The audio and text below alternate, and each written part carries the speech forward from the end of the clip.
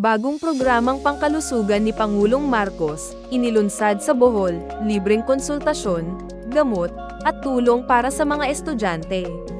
Noong Biyernes, pinangunahan ni Pangulong Ferdinand Marcos Jr. ang paglulunsad ng PhilHealth Yaman ng Kalusugan Program para malayo sa sakit o Yakap Caravan sa Calape, Bohol. Layunin ng programang ito na palakasin ang serbisyong pangkalusugan sa mga komunidad para mas madaling maabot ng mga pamilya.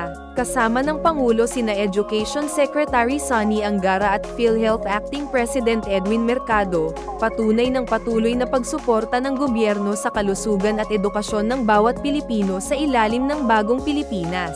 Kasabay nito, binuksan din ng Pangulo ang Kalunasan Small Reservoir Irrigation Project at bumisita sa Mandog Elementary School kung saan siya mismo ang namahagi ng 118 school bags sa mga grade 1 at 2 pupils, pati na rin ng 2 smartboard televisions. Mahigit 200 magulang at estudyante ang nakinabang sa libreng medical consultation, gamot, at PhilHealth services tulad ng registration at ID printing.